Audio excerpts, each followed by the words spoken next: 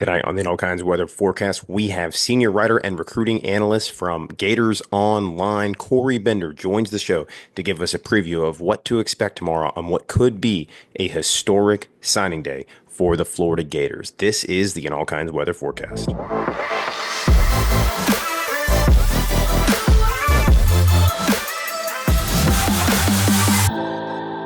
And welcome into another episode of the All Kinds of Weather Forecast. I am your host, Chris Yanes. Corey Bender will be joining you momentarily. But before we get to all of that, make sure if you're not already, hit that subscribe button down below. Like this episode to show your support if you're fired up, especially about tomorrow's signing day and maybe what the prospects hold for the Florida Gators.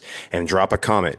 Are the Gators going to be able to close the deal and land all of these big recruits? And we want to make sure we also shout out quickly our sponsors for the show. That's 401k Generation and Heads and Tails. Make sure to use that code IAKOW30 for 30% off in-store or online at theheadsandtails.com. But without further ado, let's get to Corey. And joining the on All Kinds of Weather Forecast, we have senior writer and recruiting analyst from Gators Online, Corey Bender, joins the show to give us a preview of what may be to expect tomorrow on this, what could be a historic signing day for the Florida Gators. Corey, thanks for coming on. How's everything going for you? You can't be that busy these days, right? Oh, I know, right? No, everything's going good, man. I appreciate you having me on, brother. And yeah, no, it's one of those nights, man. Thankfully, I got a lot of my pre-writes, all that stuff done already, but a lot of moving parts. It's going to be one of those cycles, one of those finishes, I should say, that could have a lot of different surprises. So, yeah, we're gearing up for it. As you know, within the last 30 minutes, we've got a lot of different calls coming in, a lot of stuff that could shock people. So it's been a crazy night for sure. Well, maybe we're catching you at the right time. We'll definitely try to Yeah. get into that here in a second, but want to lead the show off here with, it's been a crazy roller coaster for Gator fans this fall, right? I mean, obviously putting the football record aside and all the results on the field, but I mean, it was only a couple weeks ago, maybe a little over a month ago, we were outside the top 50 in recruiting. Not a lot of people believe this, any sort of a finish inside the top 20 might even be possible. Can you really recall an SEC program or a program that with Florida's championship history coming from like the depths of nothing to having maybe a top 10 class? Dude, I mean, I haven't seen something like this. I've been covering recruiting for almost 15 years, on the national side and now obviously on Florida. And from this short period of time, especially from a school, it wasn't like Florida went 10-2 and say, hey, all these wins stacked up to lead to this class. But I haven't seen a turnaround in this short a period of time. And I think it all goes back to them announcing Billy Napier is coming back. I think they had to make some type of announcement, whether they were going to move on or they're going to keep Billy. And I think that was the thing with recruits. They've always, if you even during the summertime, we said during OVs, it's going to be kind of a weird OV schedule because I think a lot of kids like Florida, but they want to see how they perform on the field. And every kid, I mean, regardless of what the record was last year, this year, everyone had great things to say about Billy Napier. But was he going to be here in 2025? So I think they made the right move. And even when they announced he's coming back, you had a lot of fans, and I get it. At the time, like, is this the right move? Why don't we pull the plug? And you could have easily saw this team fold, especially the Georgia game was so emotional. They could have won that game, Tennessee, and especially after Texas. That was one of those games that was just it sucked the life out of that team, but they bounced back. And to see the team fight through adversity, and then have two ranked wins. I think now you look back at it, I think it was the right move to have Billy come back. And you never know if they pull the plug on Billy Napier, what's DJ Lavley going to do? So I think you kind of look at the big picture saying, okay, DC's a true freshman. Where's he going to be as a true sophomore? And then the portal and then return a lot of young talent. So I know a lot of people look at, after a third year, sometimes they make a coaching change. I think now that I look at it, giving him that fourth year was so key. And I think it was actually, so now I think it's definitely deserved the way they finished the last three games. But now you're kind of seeing recruits kind of what it could have been if Florida was win. That's the thing too. If they've been winning all season, what could this recruiting class be? And now you're seeing it just after three wins, and more guys likely on the way tomorrow. So it's been insane, man. So it's just I haven't seen in this short period of time the amount of kids jump on the ship, especially flips. It's one thing getting commitments, but flipping kids from other schools that have been doing fairly well. It's been very impressive. Yeah, by my count, I think at this point we're up to 11 now in the last 2 weeks or so, or three Yeah, weeks, whatever it is. And it insane. doesn't sound like we're actually done with getting more flips either. No, I mean, I think tomorrow, I mean, there's a few guys like Onis Canabani, he's a cornerback who's committed to Tennessee. Hopefully I pronounced that right. It's a tough one. We're predicting him to flip. Lagonza Hayward, blue chip safety, he decommitted from Tennessee. I mean, you can almost still call it a flip, because it's a short period of time. I mean, we're predicting him to land the class. And, Florida's obviously fighting to keep a few kids too, Yep. so that's the thing too. And I think there's some moving pieces with that. We'll see if Florida can do that. But yeah, right now too, you also have it's funny, your phone going off, you have all the recruiting people calling you. There's right now with Florida too, you just gotta look at some of the other guys like Dallas Wilson. I'm sure you saw with DJ Lagway, Hmm. his tweet. There's been kind of some buzz with that. I know people close to Dallas Wilson, a lot of people expect him to sign with Oregon, but he's also kind of to those close to him from what we're hearing, he's not saying too much. And you would think that ship sailed after that OV that was canceled. Oregon went to his game in the playoff game, and then, obviously he was supposed to go to Florida that night from his playoff game. I think it was in Orlando. And obviously he just didn't make the trip, and you think, okay, that's over with. That's not going to happen. There's some buzz there. You have Joshua Morris committed to Miami. He was a former Florida commit. Florida's still actively working on the lines with him in his camp. So there's a lot of different pieces coming up, and I can't really say too much right now on a certain kid, but they're also trying to. We could have a surprise tomorrow regarding another kid that's committed to another SEC program. It's one of those situations, just kind of iffy. Can't say much about right now, but Sure. if it does happen, I'll be the first one to tell you, Chris. I'll be the first one to say, hey, that's what I was referring to. But yeah, I think tomorrow could have a lot of positive drama, I think, for Florida. I think it's going to be a good finish. And, I think a lot of Gator fans are jaded going into signing day because we've been through this before, whether it was a coaching transition or, just a coach seemingly had momentum on the trail. There was some buzz about a kid coming, and then signing day comes, and then it doesn't come to fruition. So I Yeah. think some fans are probably like, okay, is this for real this time? But it does feel Yeah. a little bit different. I can't recall this amount of buzz about so many different prospects all at one time where, yes, like there's a lot of validity behind this. Yeah, man. And I think the ones I mentioned, the Onus Canabang, I think Laganza Hayward, I think those two, I'd be pretty surprised if they end up in Forest class. I always tell this to people too. I was never a big prediction guy putting in predictions, but it's part of the job, right? And I know sometimes you got to be careful of doing that, but you kind of look at the top. I mean, these kids know how the job is, and it kind of goes from the national side. They speak to like the Steve Wilfongs, the Chad Simmonses, talk to people on the team side too, so they're aware of it. They get how it goes. So it's some kids you don't want to put in a prediction for because you don't want to spoil like what the kid's moment is, but a lot of these kids actually enjoy that stuff. I used to have a few kids. It's what's it, Tony Mitchell a few cycles ago, the DB Oh from yeah. Alabama.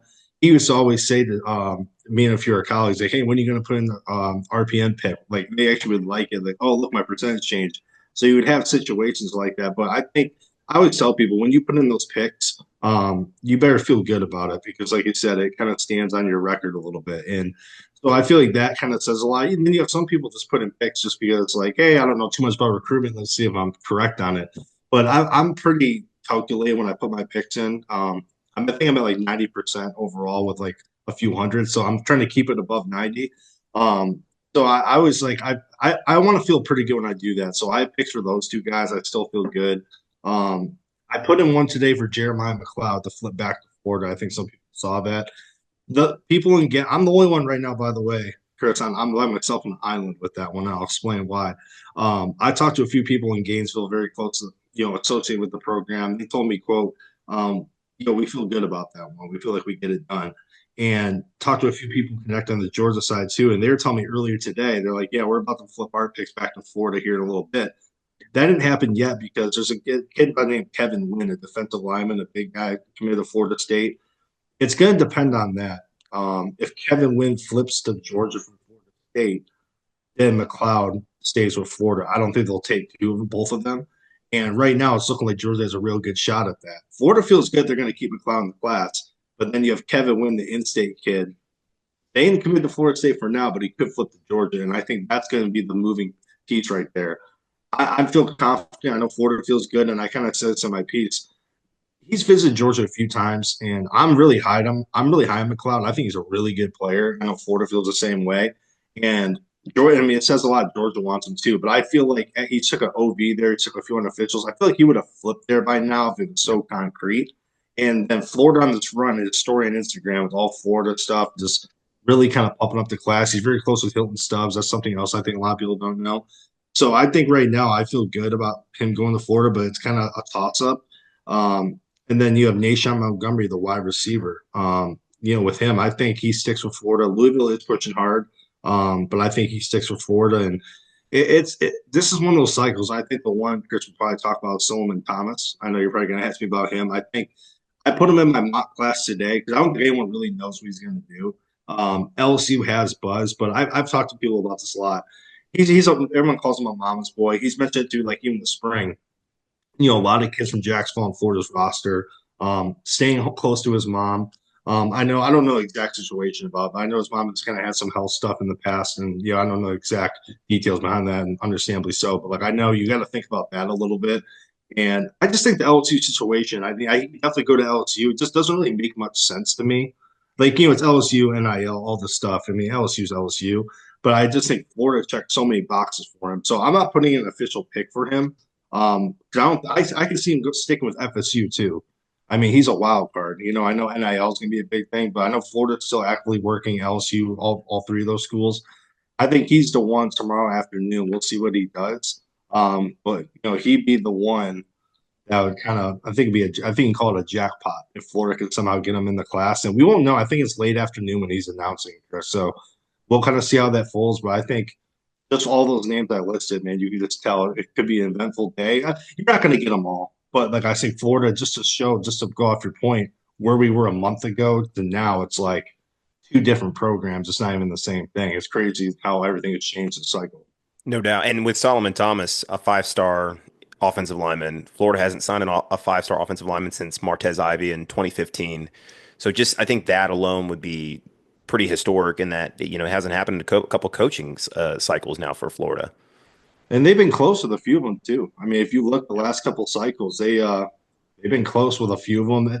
The Samson Okinola kid. Remember the kid from Hmm. Massachusetts? He went to Miami. The Florida was right there. What's his nickname? Pancakes or whatever. He had those pictures. Pancake Honcho. Yeah, so it's they've been so close with so many of these kids, and I just feel like Solomon, Florida's been right there for much of his recruitment, and I feel like if Alex Atkins didn't get fired, I think he'd probably stick with FSU. I'd be surprised if he went elsewhere, and he has so many familiar faces on Florida's roster. He's so close, even like the recruiting people down the staff all the way up to Napier. So I can see him going anywhere, man. That's why I feel like when you look at these predictions, no one really wants to pull the trigger on a real prediction with him because no one really the buzz is around LSU because I can say from what people have told me that he's talked the most with LSU the last 2 days. Doesn't mean he's not talking a lot with the others, but he's been talking heavily with LSU. But he's one of those kids, man. I can kind of see take one hat, put it to the side. Let me put this hat on, and it'll be fun. But like I said, I put him in my class just connecting the dots. I'm like, it's not a pick, and I was so clear in my story. I was typing that up. I was like, I got to be clear with my words on this one, so people don't get mixed up. Like, this is an official pick. This is just if there's a Hail Mary pick for this class, and I think it could make sense. And that's the thing, Florida's momentum, all these Jacksonville kids, how they're recruiting, they need offensive line. It just makes too much sense to me. And NIL right now is not an issue with Florida. So we'll see, man. I think that's the one tomorrow. I think everyone will be kind of watching closely. No doubt. Yeah, potential impact player right away at Florida, just given his talent and profile and what he could do. You talked Yep. about Jacksonville kids, so I'm going to bring him up. Jamie French out of Mandarin. He's got two teammates of his now committed to Florida in Hilton Stubbs and Tramel Jones. What are your thoughts on his potential to join that group? Yeah, so if you guys remember too, like he took that trip to Florida, had an OV.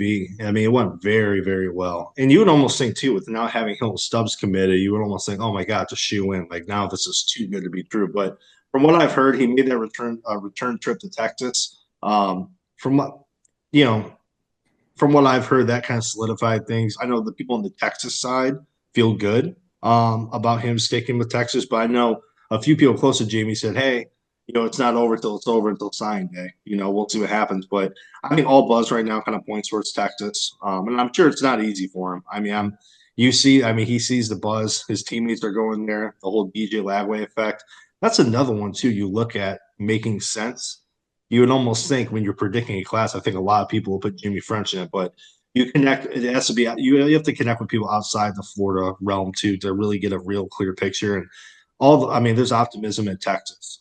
Same with Myron Charles too. I mean, you don't count him out completely, the defensive lineman out of Port Charlotte, but I think right now Texas is expected to hold on to those two. But I think like you and I both have seen crazy things happen on Sunday. We're going to keep tabs on it all the way through the finish line, but I think right now, I think with French, Texas is expected to move on. Not asking you to make a prediction, but better chance to end up in the class, Jamie French or Dallas Wilson. Alex Wilson. Okay. Yeah, and it's weird. I would have never said that a few days ago. I just there's kind of a he's kind of a mystery kid in a way, and it's just he did take the OV, and that's the thing. It's so funny. You track the visits, and he said after his one unofficial to Florida during the end of the season, I think it was the LSU game. He said Florida has the best shot flipping me, probably now better than Miami. But I always said this too, like you get close to the finish line. It kind of reminds me of Ty Jackson. His dad said, like the thought of leaving home starts to creep in your mind as you get close to signing day. Yeah, that's a long haul, man, out to Oregon. And like I said, it's a great situation. Number one in the country. I mean, who could blame them? I mean, Oregon's Oregon. But there is, you saw the DJ Lagway tweet with the Yep. whole recurring thing. That makes you think a little bit. Florida's still putting in the work trying to get him. Um, to our knowledge, he didn't visit this past weekend. I know this past Sunday they wanted to get kids on campus that day before the dead period, and Florida did a good job of keeping under wraps. There's some kids obviously when we're kind of told, hey, don't put this out, and that's how it is. Like we don't want to screw it up. That's also we just don't put out. But to our knowledge, we don't believe he made it. But Florida's still pushing. You still can't count out Florida State and Miami both. Probably Miami more. Obviously, he was supposed to take an OV to Florida State this past weekend for the Florida game. Don't believe he took that OV. Miami's been in the picture for a long time, but yeah, Florida. I mean, there's been little whispers throughout the day, saying like, hey, Florida might still have a chance here. So he signs tomorrow morning. And people were pointing at his tweet how it didn't have like Oregon stuff, it just said signing day. And then the DJ tweet comes out, but he's one we're keeping an eye on. And I think I say him just because of the distance from home. I know obviously from his family situation. I know, like you say, he has a tight knit circle back here in Tampa, so I could see him maybe staying closer to home. But we'll see. He's one you would think Oregon, but it wouldn't shock me if he did stay home in the Sunshine State. Just you see that a lot, man. I mean, Ty Jackson's dad said it perfectly. He's just like, man, like he loved USC, everything was great, but man, it's like, oh, you're looking at the clock. It's like, oh God, I got to move across the country. Like it's a lot on these young kids, so you can't really rule that out. So we'll see how it happens. And I say him over Jamie just because I know Texas's side is pretty confident with Jamie sticking with Texas, but we'll see how it all plays out. Sounds good. Well, final question for you. Yeah. Ceiling for Florida. Well, how high can they go in the team rankings, do you think? And then where do you honestly think they end up? I think they end up in like the 7-8 range. It's so tough with the rankings too because so with on three, I think it's like the first 19 or 18 they use the average of. So say if you have like 24 commits, some of them don't get put in the average. So it's always tricky. Then other schools will flip like 2 5 stars and that pushes them up. But I think the back end of 10, maybe like like 8 to 10 range. I think right now because we're just outside. If I have to look where the rankings are, because as we're talking, you'll see these kids committing to other schools and it kind of fluctuates. But I think right now they're right outside the top 10 from the last time I looked. So yeah, I think 8 to 10. I think that's realistic. Yeah, I think around there, which is insane compared to where they were not long ago. I mean, I don't think anyone could have predicted this like at all. Like I said, I've been doing recruiting for a long time, and yeah, it's wild. Especially, it's one thing if you're undefeated or you have 2 losses, but it just shows the belief that people have in Billy Napier, the type of person he is, and I think that kind of just shows. I mean, I think it all started once that OV weekend for LSU started. When you see Jamie French on and then Naeem Offord, I was like, whoa, that's like Jamie French. He's such a good kid in Jacksonville. He's not far, and I think you almost got to point Tramel Jones. His and that kind of like Mhm. gave a little spice to the class. Like, okay, they're going to add a quarterback. Oh, hey, by the way, I have a 5-star teammate. Let me go check them out, and then it kind of put the wheels in motion. But yeah, man, I think the ones that are just super surprising to me are just the Byron Lewis came out of left field.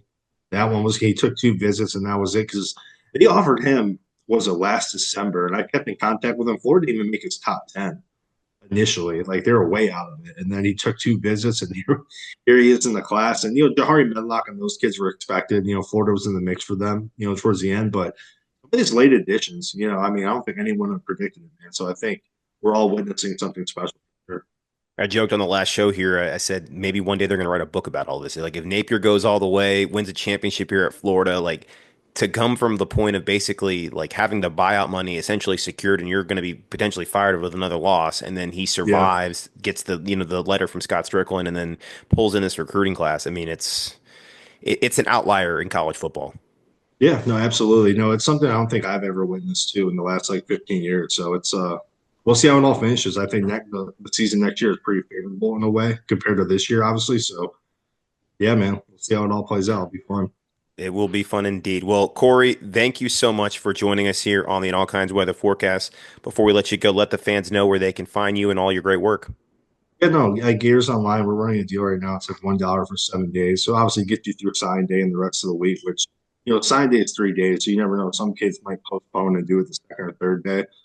So obviously that's a big thing. And obviously Gators Online, simple as that as far as our Twitter handle. And my name too, just Corey_Bender. And obviously it's easy enough. You'll see it's all over the place tomorrow. Awesome. Well, thank you so much, Corey. And thank you all for tuning in to another episode of the In All Kinds Weather Forecast. Make sure you hit subscribe down below. Leave a comment, your reaction to everything you heard from Corey here tonight. And we will be bringing you a recap show after all of the commitments happen tomorrow on signing day.